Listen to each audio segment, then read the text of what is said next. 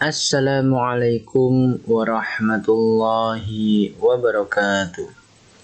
Anak-anakku semuanya yang Ustadz cintai dan yang Ustadz banggakan, hari ini kita akan belajar kembali tentang mufal bahasa Indonesia.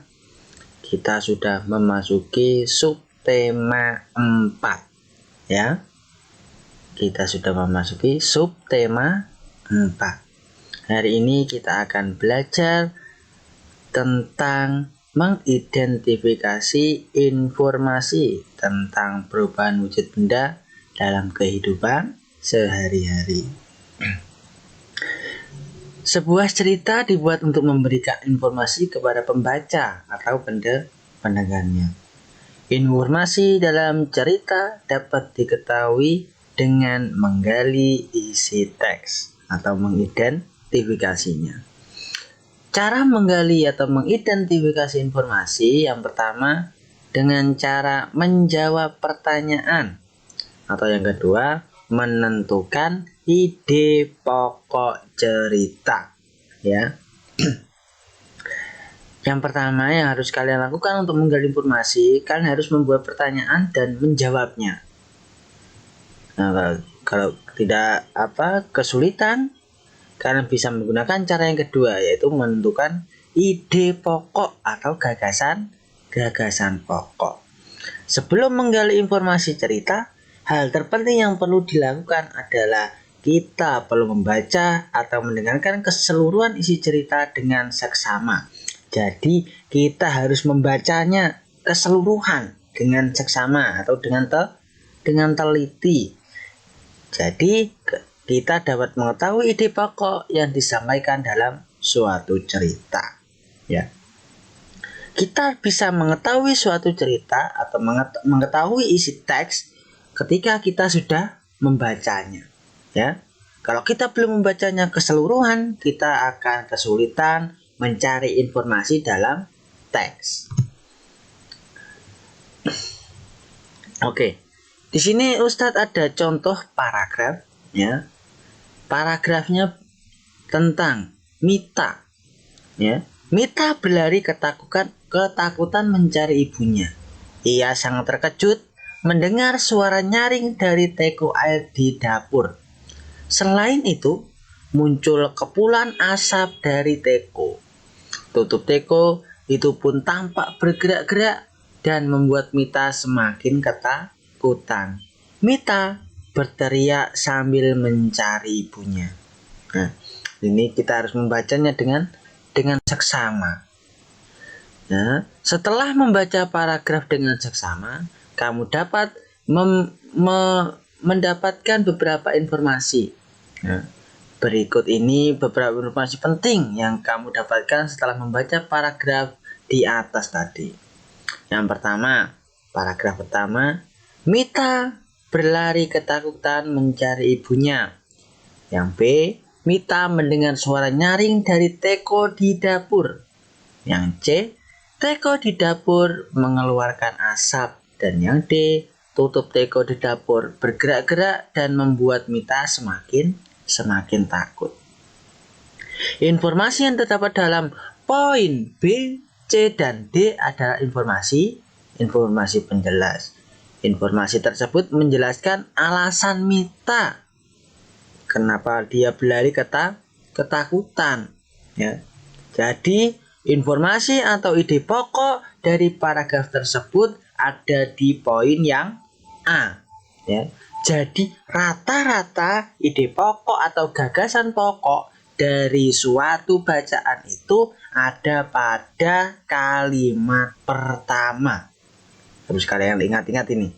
Rata-rata ya.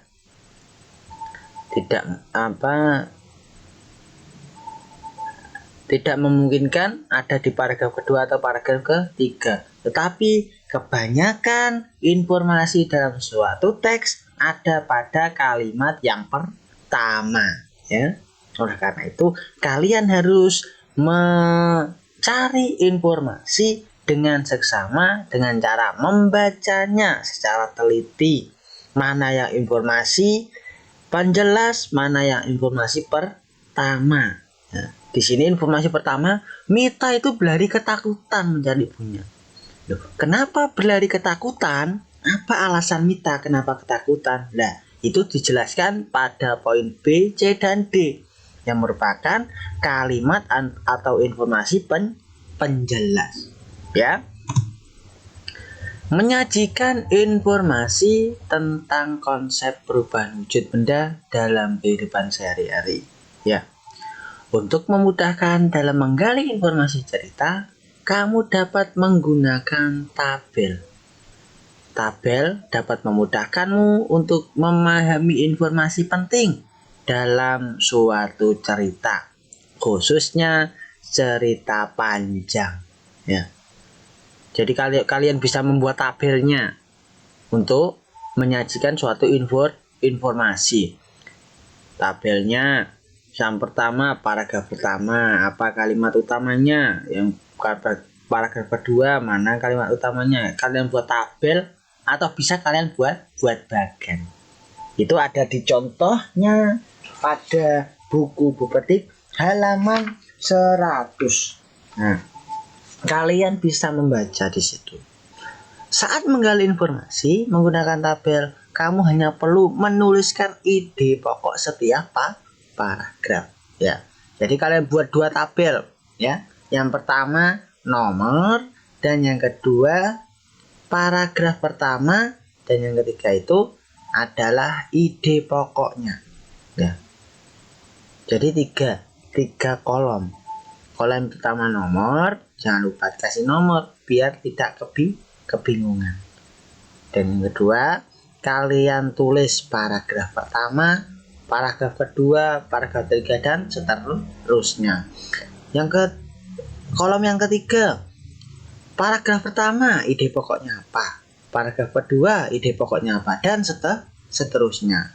Nanti akan kalian temukan mana ide pokok setiap paragraf. Ya. Setelah menggali informasi cerita, kamu juga dapat menyajikan kembali cerita menggunakan kalimatmu sendiri. Nah, jadi kalian bisa menceritakan kembali isi yang sudah kalian baca dengan menggunakan bahasamu sendiri. Kamu dapat menulis kembali cerita berdasarkan ide pokok yang telah kamu tentukan dalam tabel. Nah, jadi ide pokok itu bisa digunakan untuk menceritakan kembali isi atau kalimat yang kamu baca atau cerita yang kamu baca. Ya, gunakan kata baku dan kalimat efektif saat menulis kembali cerita. Jangan gunakan bahasa atau kata yang tidak baku. Ya, ini untuk melatih kalian agar kalian tahu mana kata baku dan tidak baku. Bagaimana cara menentukan itu? Lihat di Kamus Besar Bahasa Indonesia.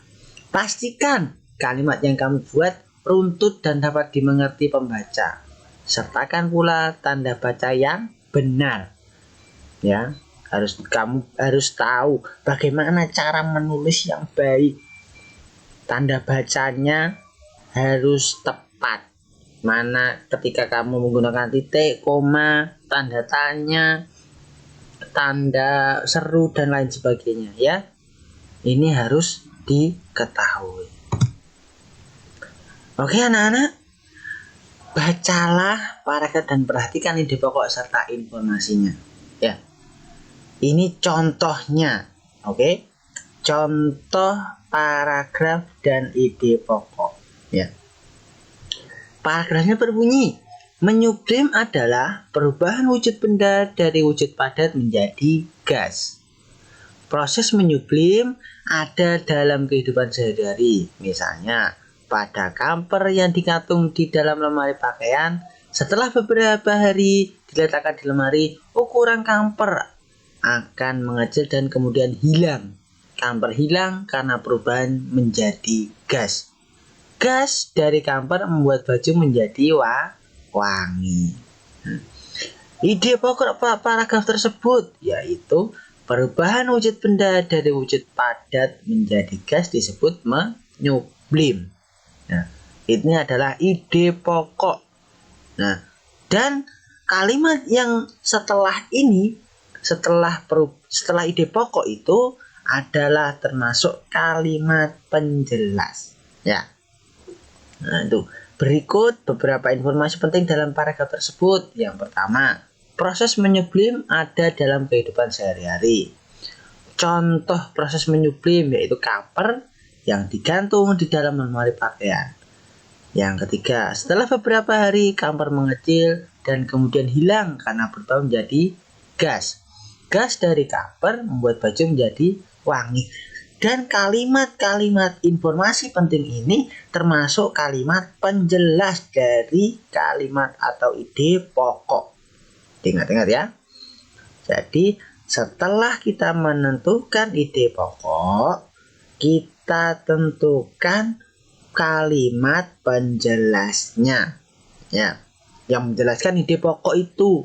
Perubahan wujud benda dari padat menjadi gas atau menyublim itu contohnya seperti apa, kejadiannya seperti apa, dan prosesnya bagaimana. Itu adalah termasuk kalimat penjelas. Ya. Oke anak-anakku semuanya, sekian pelajaran hari ini. Tugasnya, kerjakan buku petik halaman 100 sampai 102 dengan baik dan teliti. Ya. Buku petiknya yang 3C dikerjakan halaman 100 sampai 102. Di situ ada beberapa soal tentang cara mencari ide pokok. Ya, cara mencari ide pokok. Harus kerjakan dengan baik, kerjakan dengan teliti, nanti bisa dikirimkan ke Ustadz atau Ustadzah. Ya, sekian pelajaran hari ini. Dan semoga bermanfaat. Anak-anakku semuanya, semoga diberikan kesehatan oleh Allah Subhanahu wa Ta'ala, dan kita bisa segera dipertemukan di madrasah tercinta kita untuk belajar dengan tatap muka. Ustadz sudah kangen, Ustadz pengen mendengar suara kalian, Ustadz pengen belajar bareng dengan kalian. Oke anak-anak, tetap semangat belajar di rumah ya. Jangan bosan-bosan mendengarkan penjelasan dari Ustadz melalui video ini ya. Cukup sekian penjelasan dari Ustadz. Jangan lupa dikerjakan dengan baik tugasnya, dan jangan lupa belajar dengan sungguh-sungguh di rumah, serta turuti apa kata ayah dan bunda di rumah. Jangan suka melawan orang tua. Oke anak-anakku semuanya, anak-anakku kelas 3 ini adalah anak-anak yang soleh dan solehah, dan yang menurut dengan ayah bunda serta dengan ustadz ustadzah. Oke, cukup sekian. Assalamualaikum warahmatullahi wabarakatuh.